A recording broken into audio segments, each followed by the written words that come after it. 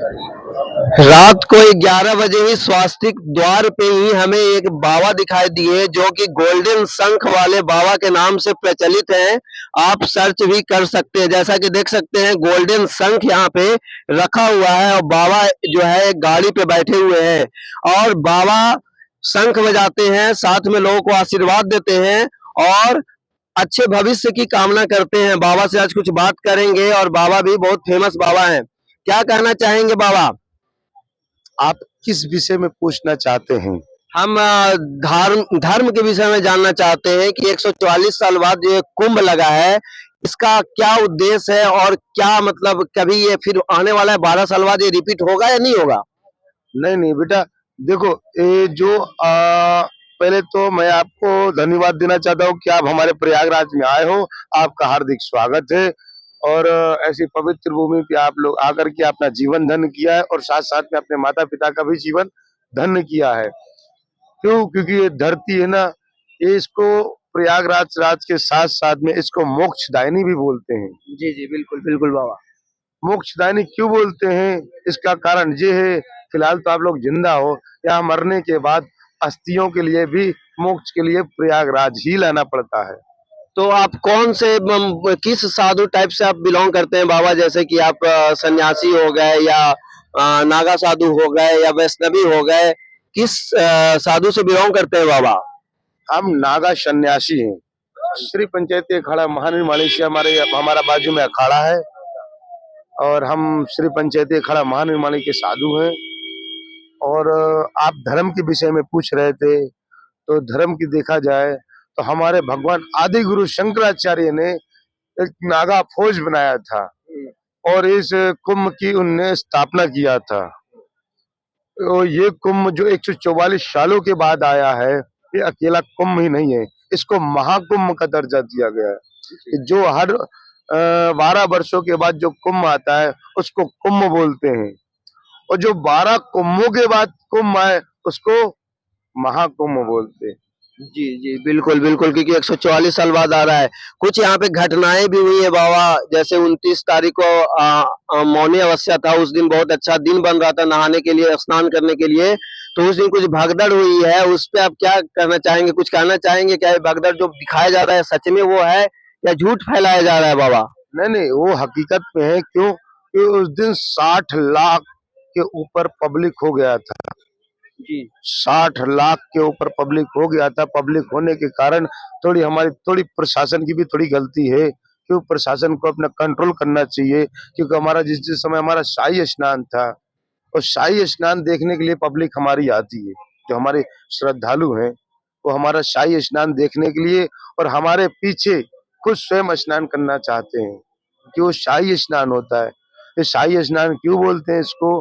क्योंकि भारतवर्ष में 4 जगह अमृत की बूंद गिरी हुई है। जी, जी बाबा। 4 जगह उज्जैन, नासिक।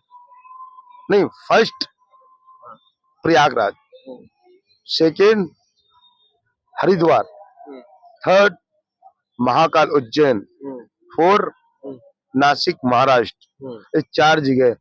तो वहां पे कुशा कुंड है और उज्जैन में भी क्षिप्रा नहर है हुँ। और प्रयागराज में गंगा जी हैं, हरिद्वार में भी गंगा जी हैं। लेकिन बाबा बार-बार कुंभ पिछले बार जो 12 साल पहले जो कुंभ लगा था वो भी प्रयागराज में ही लगा था। तो क्या वरुण का कुछ सैटेलाइट देखकर ये डिसाइड किया जाता है बाबा? नहीं, ये सब हमारे पंचांग के अनुसार चलता है। जो हमारा पंचांग होता है हिंदू धर्म का, वो पंचांग के अनुसार वो ग्रह और वो नक्षत्र मिला करके, गुण मिला करके ही उसका समय निश्चित किया जाता है। उस समय को फिर प्रशासन को दिया जाता है, फिर प्रशासन अपने को समय देता है कि इस समय पे आज तुम्हारा स्नान होगा, इतने समय से इतने समय तक तुम इस अखाड़े का होगा और फिर उस समय से उस समय तक दूसरे अखाड़े। जैसे हमारे नागा सन्यासी के 7 अखाड़े हैं। तो बाबा सब कोई सोए हुए हैं लेकिन आप जगे हुए हैं। क्या आपको नींद नहीं आती बाबा या दिन और रात दोनों जगते हैं? या दिन में सोते हैं, रात को जगते हैं आप? नहीं नहीं, हमारा उद्देश्य ऐसा तो नहीं बेटा। हमारा उद्देश्य ये जो हमारे श्रद्धालु आए हुए हैं, वो साधु आराम करने लगता है तो अपने ध्यान में चला जाता है। तो कुछ जो हमारे श्रद्धालु आते हैं तो वो लोग साधुओं के दर्शन करना चाहते हैं, तो तो उनको दर्शन नहीं मिल पाते हैं और हम लोग प्रयागराज में इसीलिए आए कि हम अपने श्रद्धालुओं को दर्शन दें, उनको आशीर्वाद दें, जिससे उसका भी कल्याण हो, उनके परिवार का भी कल्याण हो जो सके। भारत की सरकार जो हिंदू राष्ट्र की बात कर रही है बाबा, उस पे कुछ टिप्पणी करना चाहेंगे? हिंदू राष्ट्र क्या बन पाएगा भारत? कब तक बनेगा बाबा, आप कुछ हमें बताइए। हिंदू राष्ट्र की जरूरत हमें हिंदू राष्ट्र की जरूरत नहीं है, न मेरे को हिंदुत्व की कोई जरूरत है, क्योंकि हम हिंदू हैं, हिंदुस्तानी हैं, और हमारा हिंदू राष्ट्र शुरू से रहेगा और आज है और आगे भी रहेगा। मेरे को हिंदू राष्ट्र बनाने की क्या जरूरत है?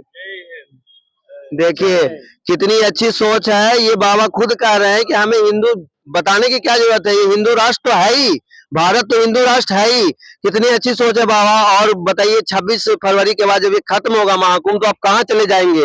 हम 26 फरवरी को नहीं जाएंगे, हम यहाँ से 5 तारीख को जाएंगे, हाँ। क्योंकि हमारा ओनली 3 ही स्नान होता है, जो शाही स्नान बोलते हैं, जो अभी हमारा 29 को हो गया, जिससे हमारा सवेरे 3:30 बजे का स्नान था, वो भगदड़ के कारण थोड़ा माहौल मिस्टेक होने के कारण जो हमारे 1 बजे मैंने स्नान किया है, मुहूर्त चेंज करके फिर दूसरा मुहूर्त निकाल करके फिर 1 बजे का मुहूर्त था हमारा स्नान करने का। अभी मेरा 3 से 4 के बीच में स्नान है।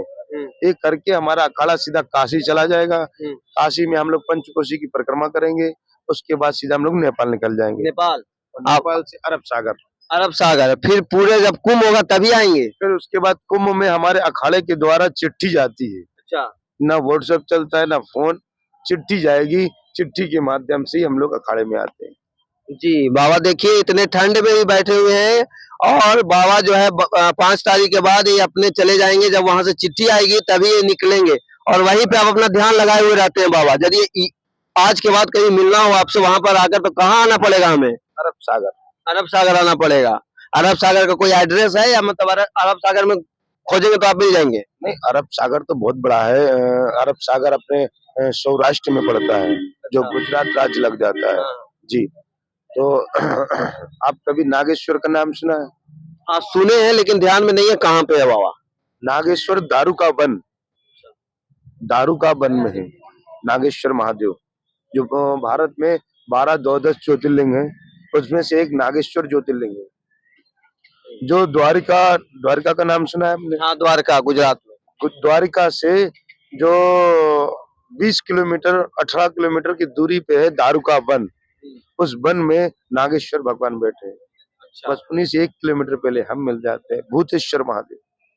बाबा ने काफी अच्छी अच्छी बात बताई हिंदू धर्म को लेकर, नागा सन्यासी बाबा को लेकर, साथ ही हम कहाँ जाते हैं, क्या होता है, कैसे जीवन व्यतीत करते हैं, हमें ठंड क्यों नहीं लगती है, सारी चीजों को बहुत विस्तार तरीके से इन्होंने बताया। मुझे काफी अच्छा लगा इनसे बात करके, काफी नॉलेजेबल बाबा हैं। और ये बाबा जो असली है, सोने का संख है क्या बाबा, असली है ये?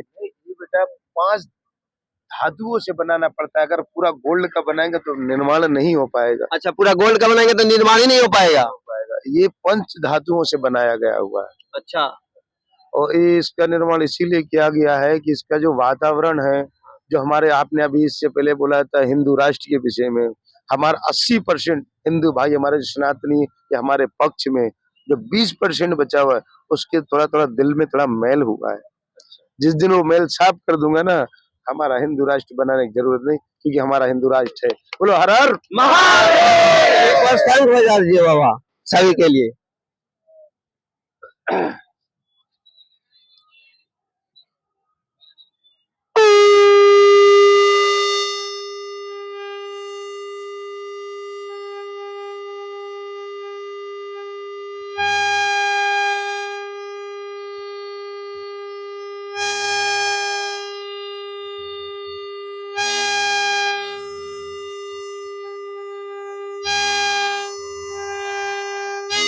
हर हर महादेव। ऐसी रिपोर्ट के लिए आप देखते रहे बिहार जंक्शन। तब तक के लिए जय हिंद, जय भारत।